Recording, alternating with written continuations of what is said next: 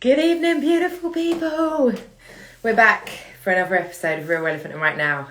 And today we've got some amazing guests on the show. Sarah and Tierra from Utah. And we're going to be talking all about Twice the podcast. So yeah, that's their podcast. Yeah, we're going to get into it. So I'm not going to talk too much until the girls get on here.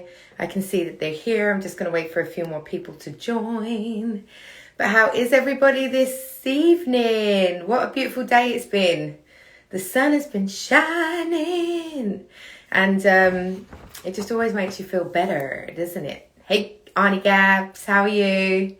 I hope that you's okay. But yeah, I'm super looking forward to the show. I feel like we're gonna have a real laugh, and we're gonna have lots of positive energy. That's what we need. Some positive energy. But how's everybody's weekend been? Thank you, Tash. Love you, glowing. I wish it was sun-kissed. I got a little bit of sun today. It was beautiful just to have it on my face. Like, oh, gorgeous. Absolutely gorgeous. But, yeah, how is everybody? How's your weekend been? What have you been up to? Hey, Leon. Thank you for joining. I hope you're well. How have you been? How's your weekend been? I feel quite parched today, actually. A little bit parched, do you know what I mean? I feel like I could have a gin and tonic if I'm honest with you. Who else feels like they can have a gin and tonic? It's Sunday, y'all, but I think the sun just gets everybody happy, doesn't it? All I'm thinking about is festivals and holidays and, oh, you've got a sore arm because of the vaccine. The vaccine. Hopefully you've not got another head. Sorry, that's not even funny, but it is a little bit. But yeah, as I was saying, guys, this is Real Relevant and Right Now. We've got, hey Keisha, lovely to see you. We've got two amazing guests on the show, two beautiful queens called Sarah and Tierra. And we're going to be talking all about their podcast called Twice the Podcast. So we're going to get into it. Gabby's just said she needs a bottle of gin. Literally. So yeah, I'm going to get the girls on now. They should be joining me very soon. Oh, I don't know what happened there. Hey! Yeah. Hey! How are you, girls? So good. Good. How are you? I'm really well. You guys look gorgeous. Oh, Thank you. You're welcome. Nice and bright and early here, so it's like our fresh face makeup. I love it. And what time is it over there? It's just noon. Yeah. Oh, like lunchtime? Yeah. Okay, cool. Love it. How's your day been? How's your weekend been? It's been really fun. It's just been relaxing. Did a lot of stuff with my family. It's Nice. snowing, so we woke up to more snow. No way. I had to drive through it. I just drove back from Idaho this morning, so I was driving through the snow. And so you're like, it's so sunny. I'm like, oh, they get sun. I know. That's crazy. We had snow a few weeks ago, but I'm sure it's nothing like you guys. Like in London, it really doesn't set. But I know in other parts of the UK it has been. But yeah, so girls, welcome to the show. Thank you. Right, so before we get into your interview, I'm going to hit you with a few fire questions. And you've literally got a second to answer them. Not even a second, okay? I'm ready. And it might be a little bit hard. I know the first one's probably going to be quite easy because I feel like I know the answer already. But are you ready? Yes. Okay, cool. Grilled cheese or cheeseburger? Oh, Grilled cheese.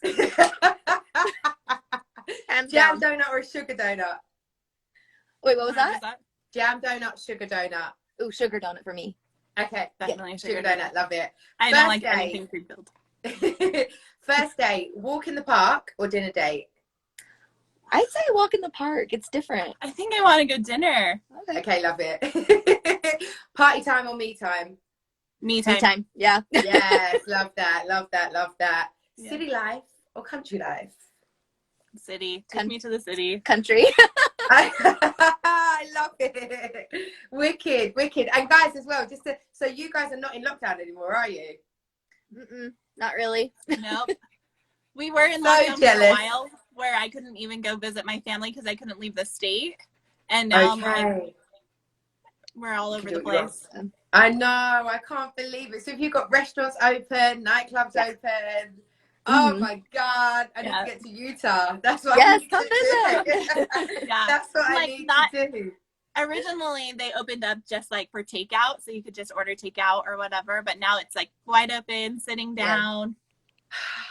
We've got a good few months left, girls, before we've got that freedom. And I cannot wait for it. Literally, every sleep is a second closer to a good old brunch. That's what I'm saying.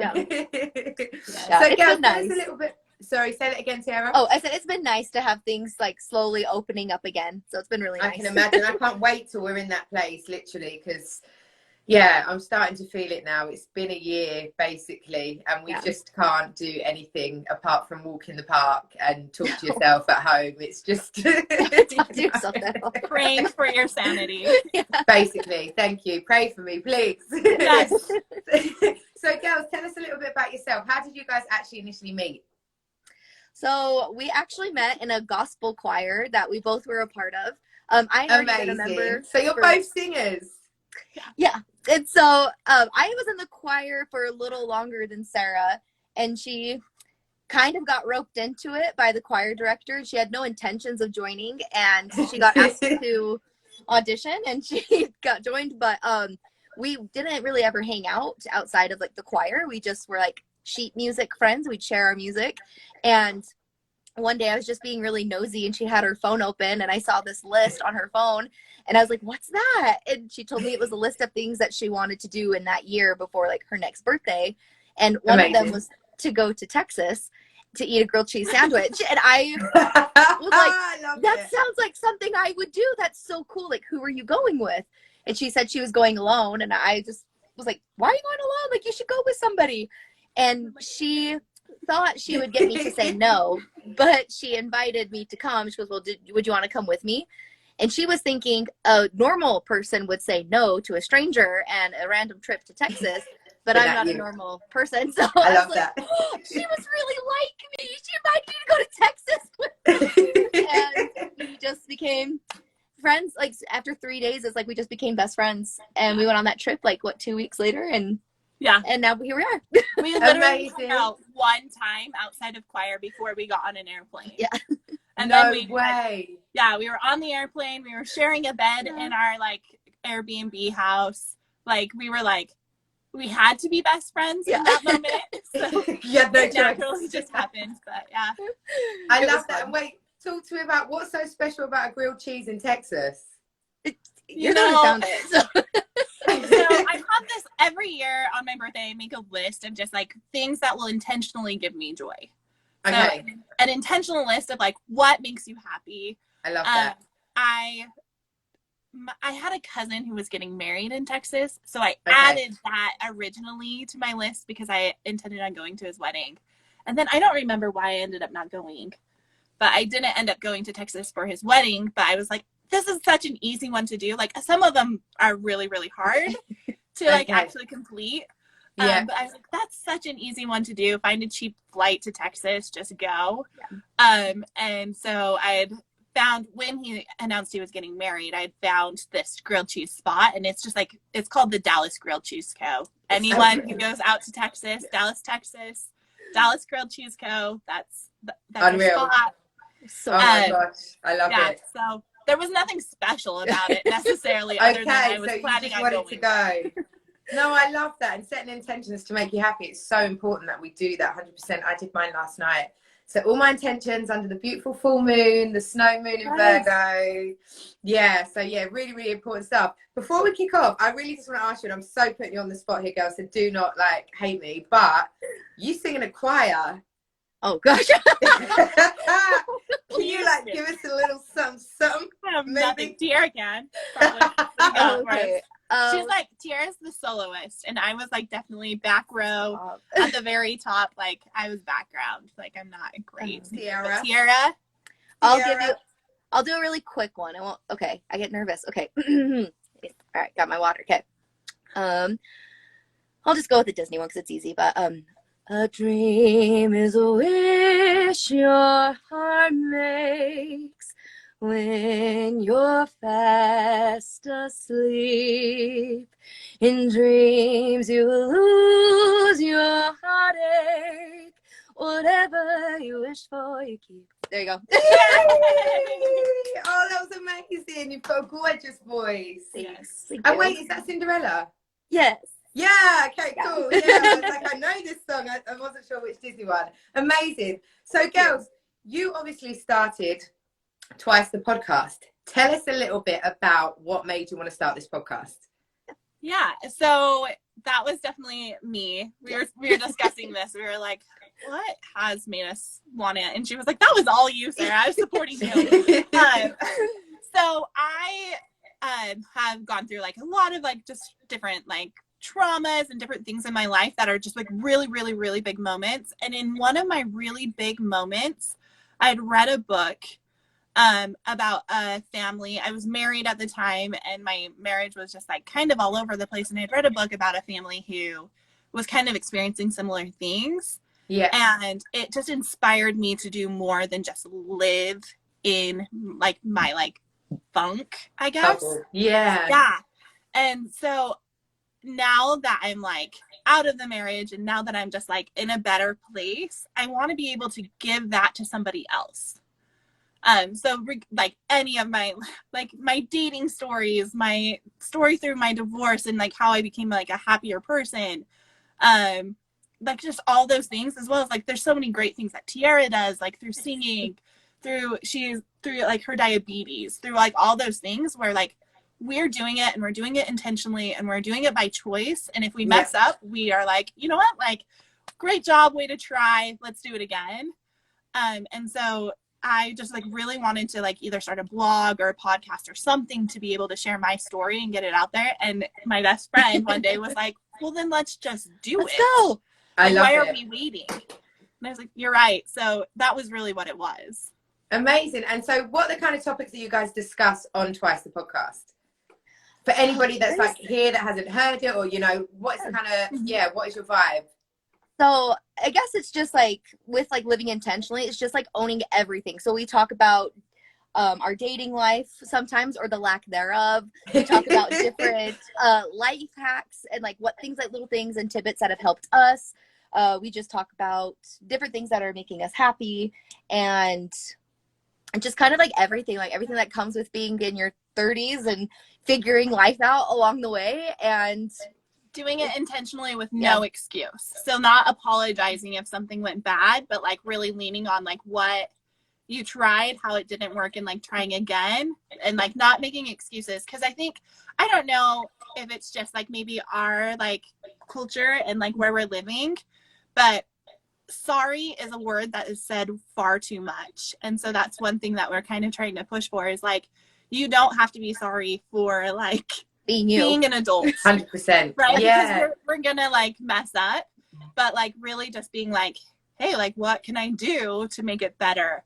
Or like how can I try next time and succeed, or whatever. I love but that, like because, not making excuses. Yeah, because it's like really taking accountability for self. Yeah. And it's a huge part of personal growth, you know, and for me, that's why I'm here. Life is for me to live, for me to grow, and we can't grow without making mistakes. And I always say, like, even if something was not the right thing, it was the right thing there. Do you know what I mean? For me to then get to this step here, for me to say, actually, I should never ever do that again, or why the hell should I do that? You know, but you kind of have to look back a little bit, or look in the mirror and have that conversation. And I think accountability is something that a lot of people struggle with. You know, like looking in the mirror and having that conversation with yourself and say, hey, you know, you did this, or why did you do that? Or you really need to fix up, or, you know, I think it's really empowering actually when you get on that journey and you can be truthfully honest with yourself in that moment, you know? And I love it, because I feel like you guys are just glowing. Like, you are so on this journey, and I feel like this is why we've connected completely. Yes. Yeah. I think there's like one story that I share in maybe like our second episode where I like really messed up one of my best friendships, just like within our quarantine. And like I have said sorry to her because I truly feel bad. I'm not saying sorry like to make it right, but because I truly feel bad. But then I also had to check in with myself and be like, why are you sorry? Yeah. Before you actually apologize, like asking why, because a lot of times we are just saying sorry. Like, and it's like an empty word. And I think sorry is a word that I think people can say, you know, sorry, what's the song? Sorry seems to be the hardest word. But from my kind of experience in life, people say sorry way too much, but then you keep doing the same thing. So you're not sorry. So do not give me the apology when you've not kind of delved it within yourself to find out why the hell you've done it. And you're not making those changes to not do it again. Absolutely. Yeah, it's, yeah, no, 100%. Because I don't use that word lightly. Like, if I am sorry, it's because I've gone within, and then I'm going to come to you and say, hey, listen, it wasn't right. And that's always going to be in the forefront of my mind. I'm not somebody, I always mess up. We all, do you know what I mean? No one's perfect. But if it's something that I know has really affected somebody, especially somebody that I love dearly to me, it's always going to be in the forefront of my mind. And it really gets me when you get people that just don't get that. Like, I'm like, how can you forget that you did this like X amount of months or weeks or days ago, and you're doing it again? You know, it's so frustrating. But I get we're all on our own journey in life. And I suppose we all have to get to a point where we're ready to take accountability for ourselves. Not everyone's ready, are they? Absolutely no. Yeah. I feel like it's also an experience where you really have to like step outside of yourself, and really it's just about being like empathetic and having empathy. Like, would you want somebody to do that to you? So like really take yourself out of your own situation and look at it from a different perspective. And sometimes I have to do that too. And I'm like, yeah, I could see where I would have hurt somebody by doing that. And so it's like, I have to suck up my pride and like, you know, be willing to say like, hey, like I was wrong, and like actually mean it. And it's a learning experience. It's hard, but once you do it, it feels like just more authentic and real and honest, and it just feels good. Yeah, no, definitely. And that's what I was going to say. It's not easy. It's like we can sit here and talk about it, but it isn't easy. It is hard. We've gone through it. We know how difficult it is, but it's kind of when you come out the other side of it, it's like you can then shred that. You've then like let go, rather than walking around like a bag lady and having all these different bags of shit that you just don't need. It's like, just drop them. Do you know what I mean? And let me just walk with my one beautiful bag. Like, that's all I need. Absolutely. You know what I mean? And that's what I think we talk a lot about in our podcast is like, it's okay just to be a person with your one beautiful bag. Stop carrying your baggage. Like, it's not serving you. Let it go. 100%. It's not serving you. And that is key. And I know you guys touched a little bit upon your culture and that you guys met in the church. So you guys were born and raised in the Mormon religion, right? Mm-hmm. Tell us a little bit about that, because I've been doing a bit of research, and I know that it's like headquartered in Utah, where you're from, and I was like, oh my God. Like, so tell us a little bit about the religion and kind of what is expected of you. Yeah. This definitely is like the hub of it all. It's like the birthplace of it, I guess. And it's I don't know. I think like if like you just take away like all of like the crazy parts of it and like all the complicated parts, it really comes down to family, at least for me. And that's kind of what my family's always focused on in regards to our religion and our faith. Like, let's have it be like God-based, in the home, like very family oriented. So my family always just really stressed that.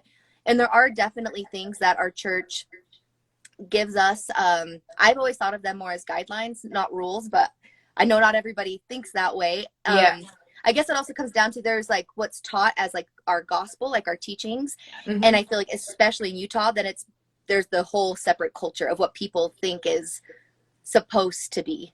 They like, so they create craziness where it's like, you can't drink coffee. And I'm like, but you had 50 Mountain Dews. Like, so, it's like, like you drink a Red Bull, because they're like, well, it has caffeine. I'm like, so does your soda. So you have people who do that, and coffee actually has a like beneficial.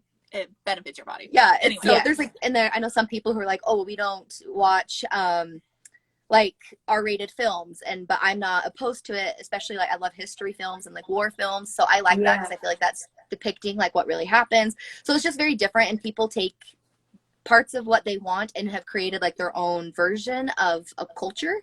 And so you get a lot of different people who, in my experience, who are very like half and half. Like, there's not just like one thing, but I think what it really comes down to it is just like family and having like Christ-like compassion. But I think sometimes that part gets forgotten. And it can be a bit misconstrued. Because people in Utah, I feel like sometimes it's very either black or white, and we like to talk about like the point of the mountain, like where like Sara lives, like she lives further up north and I live further down south, and further down south is like the bubble for sure. It also has like the church's university at down south where she lives. So But like our expectations, I mean, kind of like, I feel like a lot of times it's like kind of there to protect you in some ways, like the no coffee or things like that. Like it says like no drugs or drinking, and like I can see the health benefit from that, or like the safety one. Like you want to be careful so you don't get like addicted to anything, so you can have a healthy, happy, like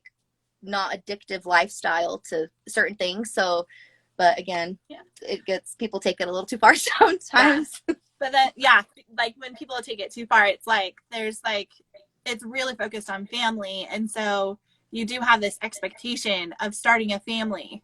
Yeah. Like we don't have a family, we don't have kids, we don't have husbands. And so sometimes within this like culture and within this area, it's like, what's wrong with you? It's like social pressures. Yeah. Yeah, because I know you and I spoke briefly, Sarah, and you were married. Like, you guys are like, what, 31? Yeah, 30? we're at 31. I'll be 31. Yeah, so we're similar ages. Days. Yeah. And I know that you were married, and in my eyes, I felt. Have you been married as well, Tierra? No, I've never been married. So. Okay, but obviously, Sarah, you were married, and in my eyes, I was like, wow, you're married quite young, and you were like, well, no, like where I live, like this is, it's normal, it's expected of us, you know. Like, did you feel pressured to get married because of where you live and because of your religion? And you did. Yeah, absolutely. I was telling Tierra when we were talking about it earlier, like I actually got married old. I got married when I was 24, and that's old for like our area. Yeah. No, like maybe like not outside of Utah, but for sure in Utah. Like the Utah, Idaho bubble. Yeah, like, but I feel like outside it's not common. But here it is. That blows my mind because at 24, you're still a baby. You're still developing. You're figuring out who you are and what you want to be, let alone settling down and then, you know, being, you know, having to have children and take on all these like really serious responsibilities. And how was that for you, Sarah? Like, I know that you said obviously you've now been divorced and you've like come out of it and you've grown through that, but yeah, how was that being married?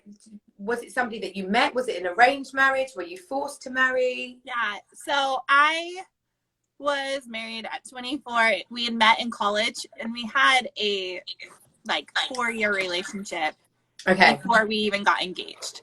So that was the pressure that was put on by like my family and friends and stuff. Is like, you guys have been together for so long. We were living together, which is an absolute no within our if you're not married, right? Unless you're married, you should not be living together. And we were living together, so then there was like that extra added pressure of like, it's time, you guys got to get married. And so like even like our engagement was like super rushed and awkward because I was actually planning our wedding and going and seeing venues before we were even engaged because of the pressure. And how did you deal with that? Because I don't know, I feel like obviously I've not been brought up in a religious culture whatsoever. I'm a very spiritual being. I've got my family that are Catholic, and then I've got my kind of family that are not really religious at all. And so I've just kind of been a bit of a free spirit. But I feel like if I was ever in that situation and someone said to me, this is what you have to do, I would probably move to Australia and say, no, I'm not doing it. Sorry, no. We both had like, we were both very in love with each other and been, you know, for years. So like it felt like the next thing, the natural thing to do next would be to get married. I don't know that we were actually ready, obviously. Okay. I mean, I think at 24, there's still so much like growth and development and so much that can change in your brain. And that's literally what happened was a massive brain change for him. So yeah, like I dealt with it just fine because it was like I was expected to be married at 21. So it's 24, our relationship's fine. It actually wasn't beautiful or great. Like now looking back, I'm like, what was I thinking? There were so many like red flags, but it was fine. And my parents loved him, and my sister loved him, and my roommates and my best friends thought he was the greatest. Like, so yeah, why aren't we getting 100%? And sometimes that can be really difficult. I think it can be the outsiders, you know, especially when family are involved and they love the partner, and it's kind of like, I don't know, I know in past relationships there's been times where it's almost like I've excused certain behaviors because everybody else loves this person, so they must be okay, they must be all right, maybe it's just a blip, maybe we'll get through it. And it's just that like, was my marriage. That was the whole 3 years. I think we got married in when did we get married? April. We got married in April, and by October we had like moved to Texas and moved back. No way. Because he like his brain just like had changed, like I said. And then it was just like so many, it was a lot of like violence. My cousin just came on. Hey, Camille. So much like, I don't know, like domestic violence, physical violence, emotional violence, all of the things were happening. He was like withholding money from me. I like had to ask him for an allowance, even though like our bank accounts were joint and I was making more money.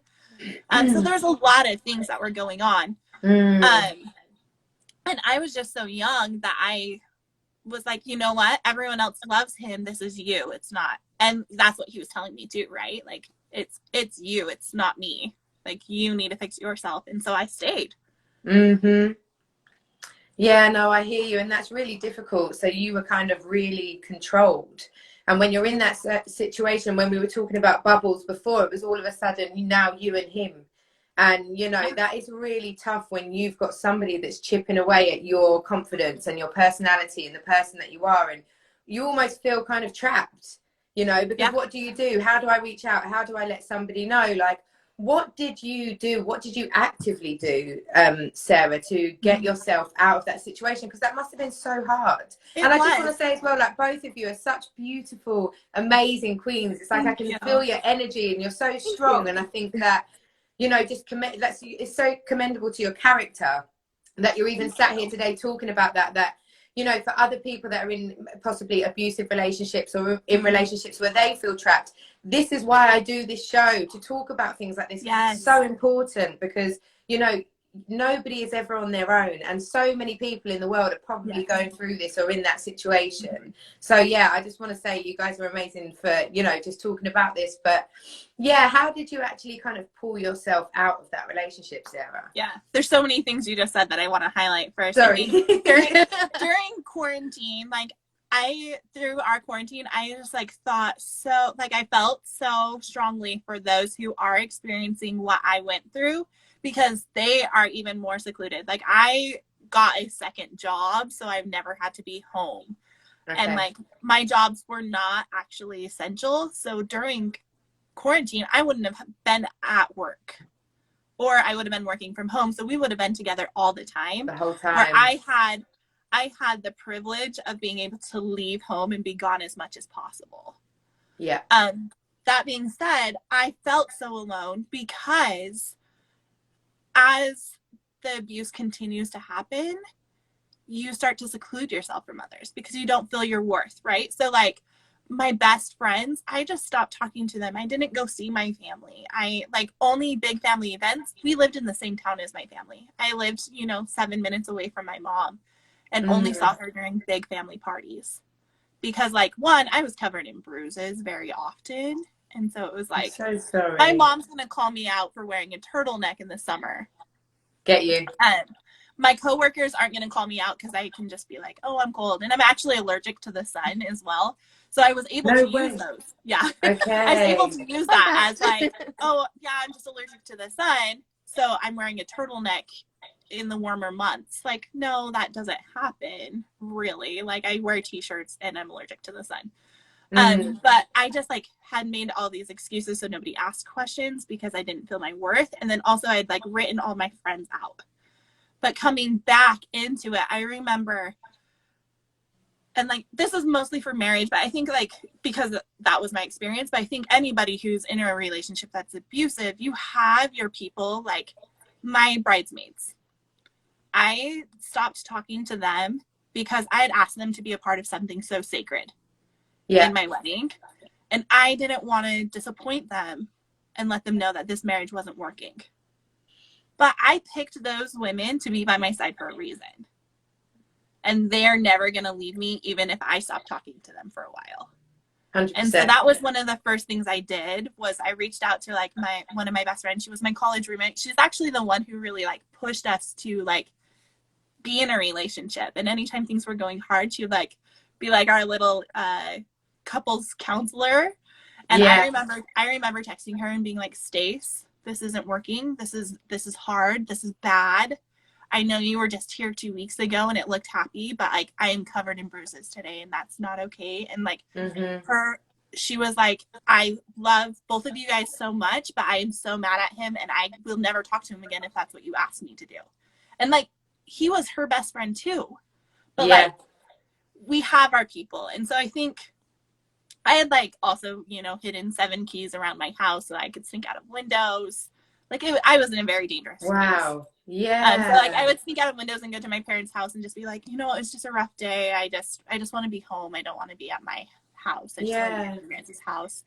But like finally being able to speak my truth to like my friends first, because they didn't live in the same town as me. So like if they're talking crap about me, I guess it didn't matter. But then that like really helped me to like just speak my truth to my family. And I had a lot of family in town who were like, we have a bed, like come. And so come and stay with us. And I think that's it. When you're in those situations, sometimes we can get so in our own minds where, like you say, you start putting all these kind of barriers up, like I can't do this because of that, and you know, it was so sacred, and you kind of forget the essence of actually the people in my life that love me. And if any of them actually knew the pain that I was going through, or the struggle that I was going through, they would be there within a minute, you know. And like you spoke about before, it can be a little bit of pride. It can be that whole, you know, I've now kind of, you know, reclused myself and completely brought myself away. How do I then, it's harder when you've then not seen everyone, how do I then come back into this situation and say, hey, this is what I'm going through? But what a testament to you for putting down that bag and, you know, reaching out to your family and your loved ones and saying, hey, I'm not safe, like I need some help. And I think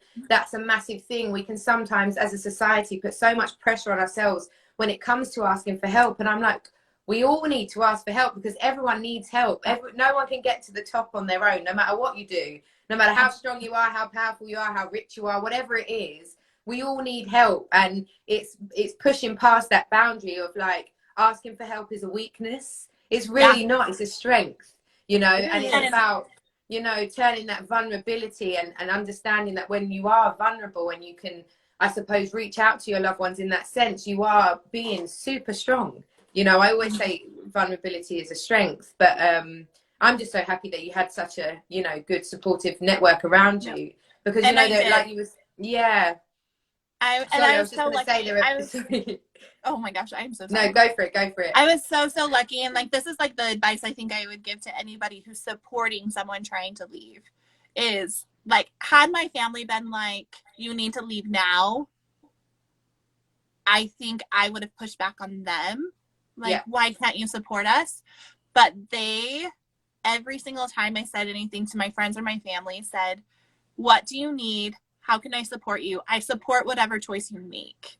And they always would be like, I don't think you're in a safe space. Or like, I'm worried about your safety, or like, you could die, but I will support whatever you need. And that really helped me to like be like, okay, they really do care about me, because regardless of which way I go, they're going to still be here for me.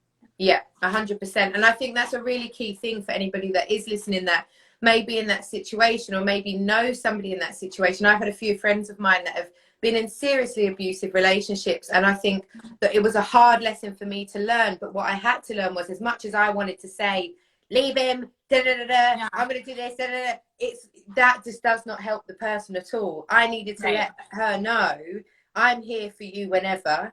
And when you're ready, reach out for me, because that is the support that she needed, to kind of telling someone this is what you need to do, because on the outside world, to everybody else that's hearing it, they're thinking, no, this is bang out of order. This guy needs to get gone. Like, she needs to, but it's still hard when you love somebody and you've been in this relationship and you guys were married. You can't just kind of cut through those ties, you know. Not at all. It takes time. And I think that is super important for anybody out there that is listening, to just be that arm, to listen. I think that is the key thing as well sometimes, is to listen. You don't always have to say, this is my opinion on this, or that is my opinion on that, you know. It's to listen. I totally agree. Yeah, no, 100%. So what do you think that is the biggest lesson you've learned about yourself going through that entire process? And I'm sure there's many, but yes, the biggest one is that I am actually like strong and I have so much worth. I was torn down so much that like when I met Tierra, I actually I didn't talk to anyone. I didn't speak. Really? I like the day that Tierra sat next to me, I was like whispering, and I had sat probably in the back row of our choir practices for like weeks and made sure there were 2 seats on either side of me, because it was like, no one wants to be around me. Nobody cares what I have to say. Nobody cares like that I'm even here. So I'm just going to put myself in the corner. And so like, I mean, that really broke me, but through all this time, like just like recognizing I have worth and people care what I have to say, and like I have amazing people who like want to be my friend even though they haven't known me all my life, or like known me before my marriage, because like sometimes I do feel like just like leftovers or like the discarded piece. And so I'm just like, people like Tierra and the other people in my life just constantly reminding me like how much worth I have is 100% amazing. Yeah, no, 100%. And credit to you, Tierra, because you do seem like this beautiful soul that was just like, hey, girl, I got you, you know. Sometimes I think about it and I'm like, I wonder if I ever like annoyed Sarah, because I was just like, oh, and I'm like infamous at being late at like everything. I'm working on it. Am I? But there would be like only one spot in the back, and she'd be next to that empty chair, and I'd be like, can I sit here? Okay, cool. Hi, like my name's Tierra. Like, do you want to share music? I love She's that. Like, go it's away. almost like you gave her no choice but to say, hey, step into the light, because here I am. I'm this piece of light, and you're coming with me. Yeah. And that's amazing, you know. Yeah, I love that. And I love when you make connections like that in life, because I know, like, I've met some people and they're like, yeah, I've known this person. There's people in my life I've known all my life, but you don't know me. You don't, do you know what I mean? And then there's people that I've met maybe a couple of months ago or before COVID, and it's like, you are now family. You know, you've seen through my soul, and you've seen me in my good, bad, ugly, happy, every kind of face of the diamond that I am. And yeah, that is so key. And I think when you make special connections like that, you completely have to cherish them. And I just, you know, and I'm also such a believer that everything happens for a reason. There was a reason for you to be sat in that choir in the back in the corner. There was a reason for Tierra to be there, to be like, hey, I need to sit next to you, girl. Do you know what I mean? Yes, absolutely. Definitely. And now I think like she's so much my person, and I hope that I'm her person. Like we got matching tattoos. I love it. Our moms love them. Our moms think they're the coolest tattoo possible. I love that. It's like, it's more like a sisterhood. It's like you guys are soul sisters. Yeah. Because if we are like so different, and our upbringings and our like life situations are so different, so there's been times where people are like, how are you guys friends? Or, and like, why are you friends? Like, why are you friends? And I think just like the most cheesiest way to say it is just like, I feel like our souls like speak to each other, and I feel like when you have those moments that are so rare, like you have to hold on to it. And it's just like, it clicked, like a 3-day trip in Texas, and I'm like, I have like my best friend, like amazing grilled cheese sandwich and a visit to the zoo, and we're in. And I was like, I don't know. So sometimes I think about it, I'm like, that was a very odd and very quick way to form a friendship, and I'll take it, because it's ours and I like it. So definitely. And I think they're the beautiful moments in life. Sometimes we can always overthink and think, oh, but I don't know. Sometimes I'm like, just go with your energy, go with how you feel in your heart. Your intention never lies. And if you overthink it, you're going to stop yourself from doing it. And if you had done that, maybe you guys would never have gone, and you wouldn't be sat here now with a podcast, with a beautiful friendship, with a sisterhood, you know. So it's about being brave, I suppose, and stepping into that feeling and that your heart chakra, you know, really going with that energy of like love. And yeah, that's such a beautiful thing, and I actually love that. Yeah, no, I really do. And I just can see it, like you guys are just like, I wish I could hug you.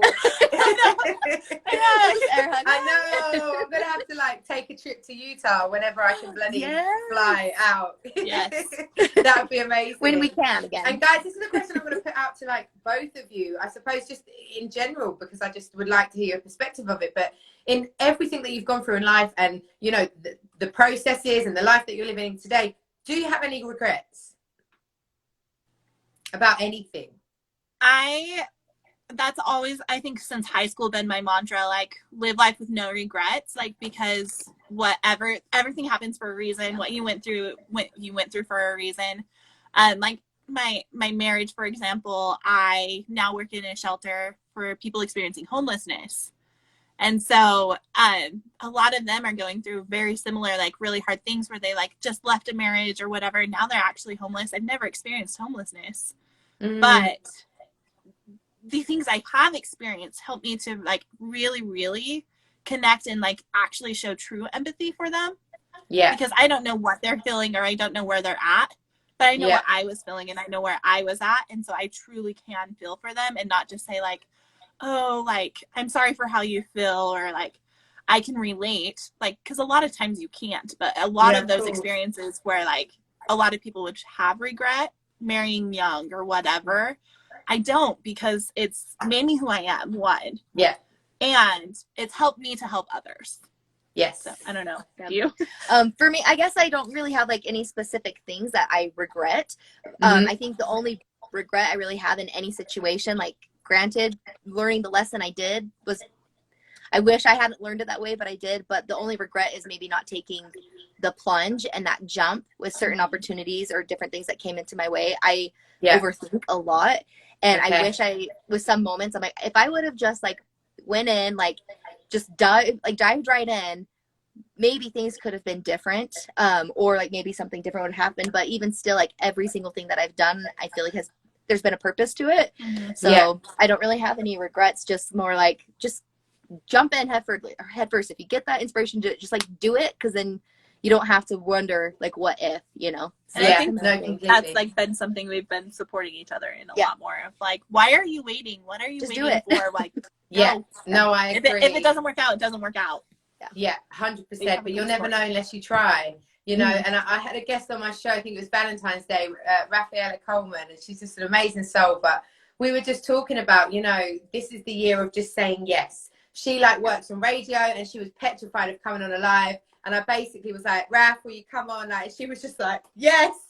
But, you know, like, we did it, and it was a great show. And I think, you know, when you then come from through the other side of that, you feel like, oh my God, like I can actually do anything. Like, actually, the world is my oyster, and I can live the life of my dreams, and I deserve all of this. I just literally have to be the driving force behind what it is that I want, because nobody else is going to do it for me.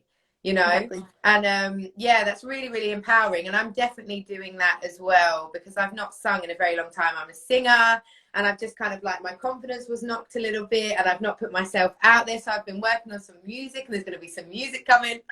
You just released something though, right? Hey? You just did a release though, right? It was released a little while ago. So it's like I saw it. Yeah, I listened. I love it.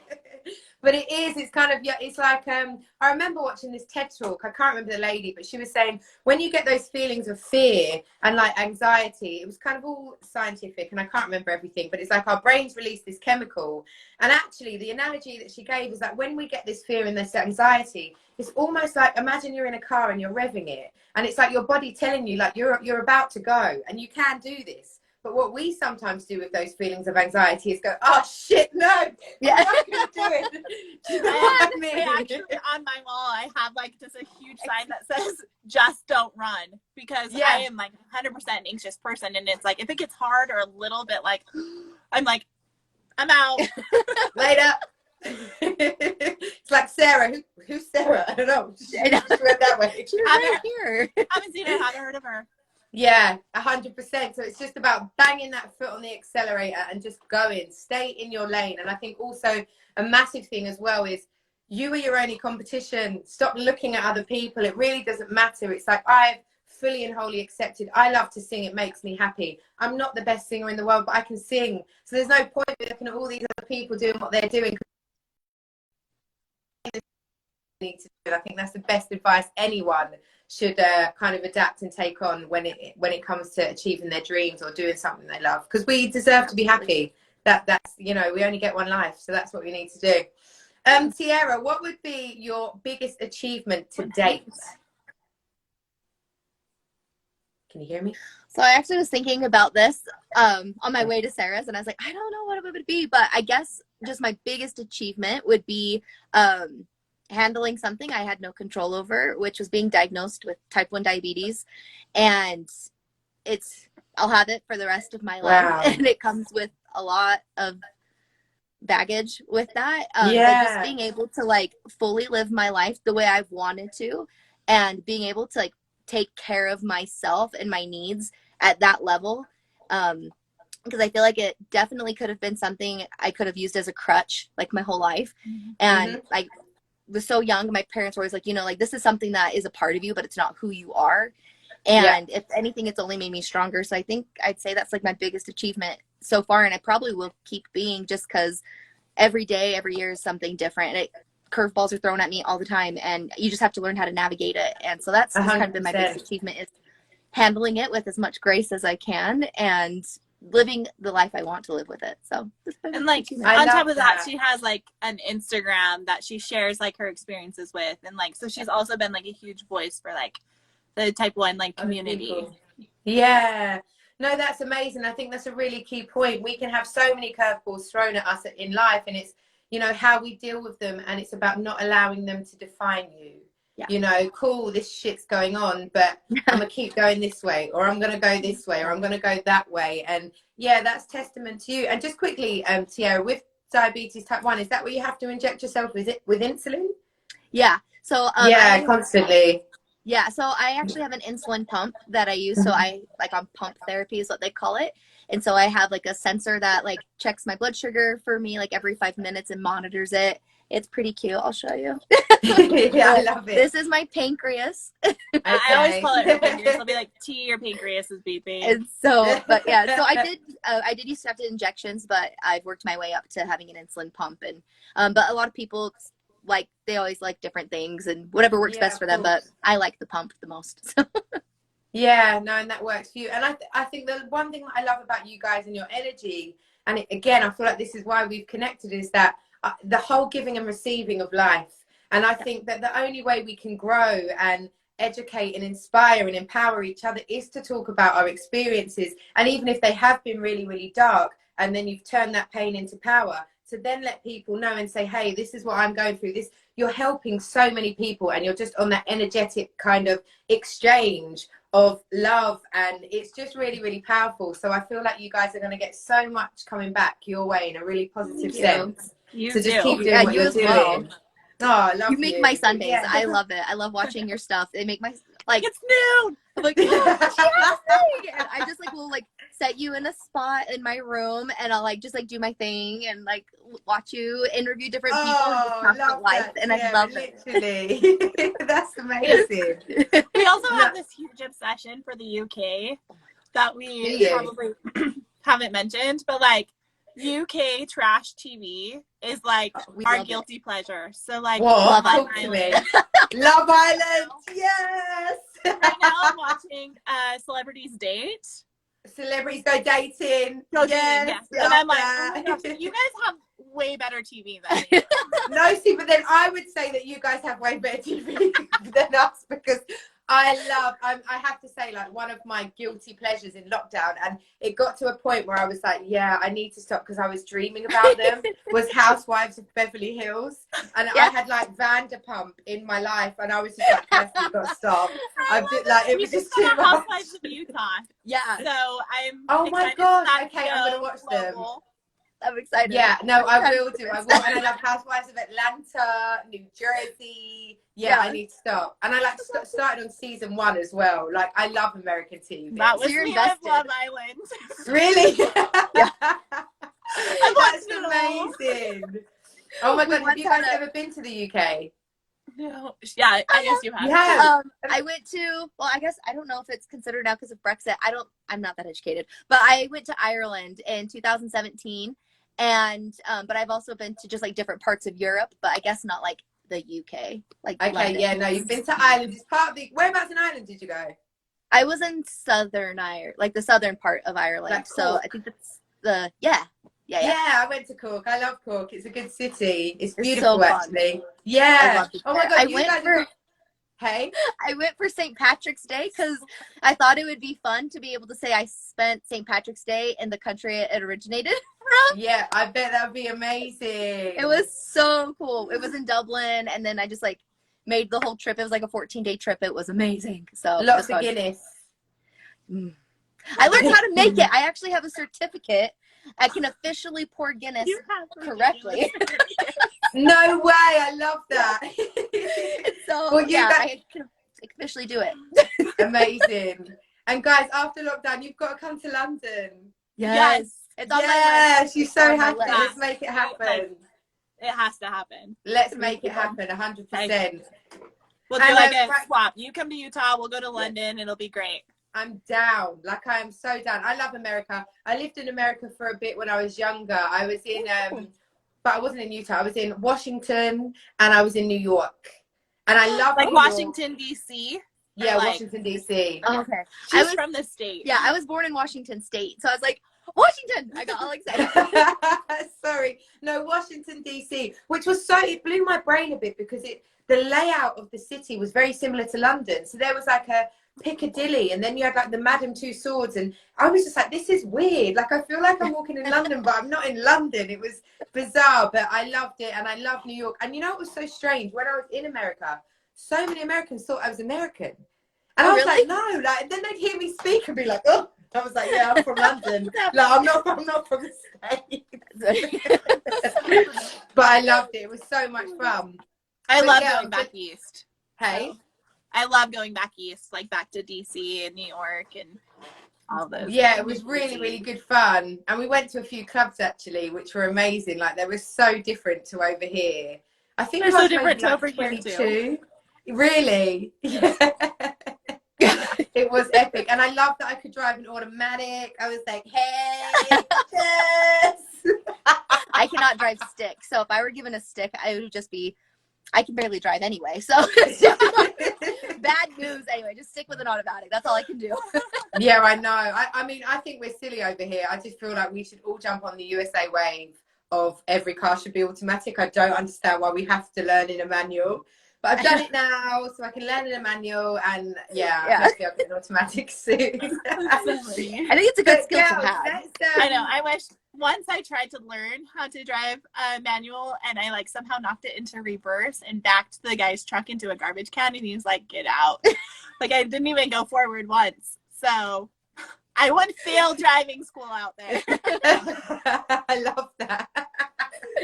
So girls, let's move on to dating, because I know this is one of your topics on your show, and I know little birdie tells me, Tierra, that you've got a few good dating stories. So what would be one of your funniest dating stories that you've been on? Because I know right now over here in the UK, for a lot of us singletons, it's hard because we're in lockdown. Yeah. So we're not meeting people. Everyone's jumping on this online thing, which I'm really not like feeling, because I just like to meet people. So yeah, it's a lot. So yeah, tell us some of your funniest dating stories. Oh, there was just a few crazy ones, and I was like, which one is like the most crazy that I should tell? Because it's just, I have more like great horrible stories than I actually do great stories, but okay, this one was like the lowest of the low for me. I like didn't even want to tell anybody about it when I of course I told everybody, but so I'd gone on this date. I met him on a dating app, and I thought we had great conversation, like it was flowing, and I was like, all right, so maybe he can actually like form a sentence in person, so this will be great.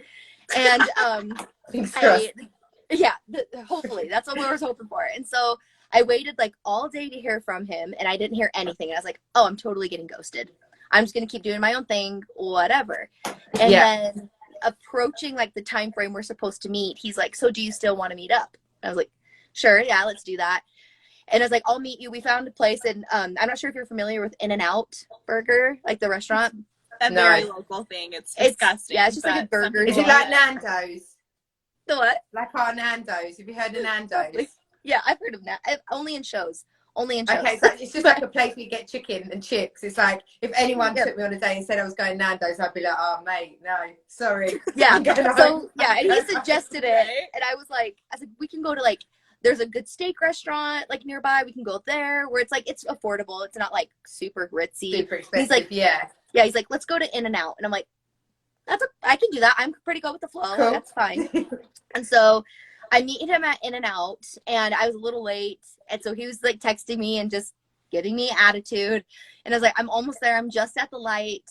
I pull up, go in, and I'm like, hi, like, are you so-and-so? And he's like, yeah. I was like, okay, I'm going to hug you. Okay, that's weird, because I'm a hugger. And we go up and we're ordering. He's like not even looking at me, not saying anything. And I'm like, okay. So we sit down and we're waiting for our food to be called. And I'm just like, how was your day? And he's just like, it sucked. And I was like, oh, he's like, it was a really horrible day. And I was like, I'm sorry. I don't know what else to say. And it just got super weird. And then we were like talking and we were like eating dinner after. And then he kind of started to like warm up. So I was like, all right, maybe he just really had a bad day and he needed a minute to like warm up. And he's like, I really like talking to you. Would you want to continue this conversation? It's like, yes, that's not what we're doing. And he's like, do you want to go walk around? It's a Walmart. I'm not sure if you know what Walmart is. Yeah. I've been to a few Walmart. And he's like, do you want to go walk around Walmart? And I was like, sure, I guess we'll go walk in a grocery store. Like, why not? Tierra, you're a better woman than me. I'm telling you that now. Like, I just get so curious to see like where this is always going to go. So I'm like, no, I hear I you. will agree. We now are like, do it for content. Yeah. Keep doing it. Do it for content. And so we start going, and in hindsight, I'm like, I don't know why I got in the car with him, but I did. And he's like, we'll just drive down in my car to the Walmart down the hill, and then I can take you back. And I was like, all right, cool. So we get there, we start walking around Walmart. So dumb. And we're just like walking and talking, and all of a sudden he like slams me up against one of the shelves. It's like people are stocking, so they're like stocking the shelves, so it's like way late. Like it's just workers. Slams me up against the shelves and like this close and starts making out with me, and I didn't know what to do, so I was just like, okay. And I just kept going along with it, and I was like, again, you're a better woman than me, because I punched him in his face. it was so bad. I just was like, this is the lowest of the low. I'm making out in a Walmart. I feel like white trash. Like, this is bad. Like, so bad. And then it kept happening because I couldn't leave because I didn't have a car. And so we just kept walking around Walmart, and I was like the fourth time he leaned in, I was like, okay, I should go home. I think you should take me home. And he's just like, okay. But this is where it gets really good. The best part. So it gets better. As he gets me to my car, I'm getting ready to get out. I'm like, okay, have a great night. And he's like, actually, I need to talk to you about something. And I was like, okay. And he started off by saying, like, everybody has skeletons in their closet. And I just was like, we don't have to talk about this. This is the first date. And I just was like, you don't have to talk about skeletons. Like, we just met. You really don't have to. Because I'm like, what is this guy going to tell me? And he's like, no, because I really like you and I want to keep dating you. So I need to tell you this right now. And he's like, but I did time because I assaulted a girl and she was underage. And it was like, and then he started getting mad. He's like, but she lied about the whole thing. And it was a very he said, she said thing, but I just want to let you know she lied, but I did serve time for it. And I was like, oh my gosh. Mom! In a Walmart. Like, I was dying. I could not. Oh my gosh, Tierra. I was like, I can't tell my mom. If she's watching this, hi, Mom. Oh, shit. Sorry, Mum. She was talking about a friend. Oh, and I just like drove home, and I just was like, why do you do this? Why do you do this to yourself? Oh my gosh, Tierra, bless your little soul. You know what would have been hilarious, though? If you'd gone back to Walmart and asked for the CCTV. Just so you can see yourself. That would have been so hilarious. Just to remind yourself never to do that again. Oh gosh, it was so bad. I'm like, and I couldn't get out of it because I'm stuck at the store with him. And I actually thought about it. It's like, my aunt doesn't live very far. I could run. Maybe she'll see me here. What if they're at Walmart? I should text them. I love that. Oh, Tierra, and you're here to live the tale. Bless your We've had a lot of meetings, like, now where I'm like, you have your own car with you all the time. Yeah. You send me your location. You if your gut is saying leave, leave. Yeah. I permanently share my location with her all the time. If it ever happens again, please request the CCTV, Sarah, because that would be amazing to see. That would be brilliant content. Oh, bless your heart. That is so funny. So you've had a few dating experiences. Yeah. So there's been literally. Yeah. Oh, that's absolutely hilarious. Bless your soul. I'd have been absolutely petrified. I don't think I'd ever probably go into a Walmart again. I just think I'd walk around there and literally have like, oh my god, it's like, someone, do you need some help? Get away from me! Get away from me! I'm just thankful that it's not like my normal Walmart, like in my neighborhood, but because but it's like also in an area where there's like a lot of people who I know. So I was like, I hope nobody sees me making out in a Walmart. Shit. I made out with a convict in a time. Oh my God. It was bad. It was so. Oh, that's so funny. You should write a song about that. You should actually write a song about that. A book of like all of my horrible dating stories, just because some of them I'm like, and I like to compare them, like that actually wasn't the worst one, and then people stare at me and go, what? And I'm like, yeah, that actually wasn't my worst date. Listen, I would buy the book. Tierra, I would buy the book. I would buy the book. I think every girl would buy the book. Literally, that's amazing. Listen, guys, we're nearly out of time, so really, really quickly, where do you both see yourselves in 5 years' time? Oh, that's such a good question. I see myself back in grad school. I would love to go back and just get my therapy license. I think that amazing. I think mental health and therapy is just so important, regardless of where you're at, and where I'm serving in the homeless shelter right now. That's something that's just definitely needed. So, not like a huge step, but grad school also is a huge step. So just massive. In grad school and finishing it up. Amazing. So I'm gonna check in with you, girl. Okay. Yeah, hold me accountable. That's what I'm gonna do. For me, I guess mine are just more like little self-accomplishment goals. I'm working on getting myself out of debts, like paying off all my schooling, all my medical, so I can buy my own place. Like I'd love to have my own place, and so that's kind of just my thing. But I hope in like the next 5 years I'm more established and where I want to be, like financially, and like just keep on continuing to blow wherever the wind takes me. Maybe have a boyfriend. Yeah, we'd want our podcast to just be bigger, be able to reach more people, like to help more people. So yeah, that's what we'll do. No, 100%. And yeah, they're having a boyfriend that's not been convicted and doesn't have a fetish for Walmart. That'd be great, Sarah. I'm going to check in with you, okay? And if I've got any suitable people, I'm going to send them your way, okay? Yeah. I'll keep you posted. All right, cool. And girls, what do we expect to see from Twice the Podcast? We're going to have our moms on eventually and interview our moms. So that'll be super fun. Yeah, just what about you? Yeah, continuing just to grow with all of our like cool special guests, people like you.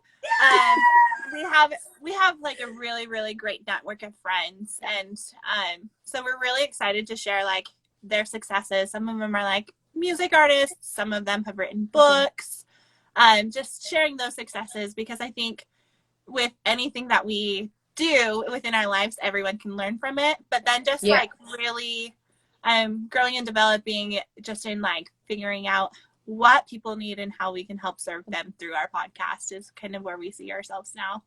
Yeah, I love that. Amazing. And if I've got anybody, I will send them your way, literally. Yes, let please. me know. That would be cool to get a couple of guys from over here on there and vice versa. Yeah. That would be wicked. Girls, before we leave, have you got any wise words of wisdom for anybody that's watching tonight? I have a quote on a plaque in my room on a tile. Okay. Nothing in life is to be feared, it's only to be understood. And that just never look at your glasses half empty. Always try to look at something from a different perspective, and just embrace it. So yeah, 100%. I love that. Yeah. And we're actually recording in my closet right now. Welcome to my closet. Yes. Hey, closet. Right above me, you can't see it, I have a sign that just says broken crayons still color. And I think that that's the way I've kind of just always lived my life. Sometimes I feel broken, sometimes I feel like a brand new box of crayons, but regardless, like we're still gonna color the same if we're shedding our light and we're shedding like our joy. And 100%. So just continue to share your like brilliant colors with the world. I love that. And I think that's so beautiful, because I think the most beautiful of souls have known the deepest and darkest of depths, you know, and they've come through it and they've rise. And like I always say on the show, we inspire to rise and rise higher. So let's all keep our light shining. Girls, really quickly before we go, where can everybody find you if they've not got you on their Instas and blah, blah, blah, blah, blah? Well, obviously our podcast page, which is Twice the Podcast. And then you can follow me at Blue Eyed View 22. And you can find me at Sarah M. Cody. And that's Sarah without an H. Yeah, no H's. Amazing. And yeah, sorry, because I did that. Oh, no, that's always our outro. I'm just like, H's are no. Yeah. No H. No, amazing. Tierra, Sarah, you guys have been amazing. Thank you so, so much. I'm obviously going to post the video. I'll tag you guys in it. We definitely need to keep in touch. This has been Real Elephant right now. Twice the podcast. Girls, you're amazing. I love y'all. Love you. Thank you. Bye. Bye. Bye.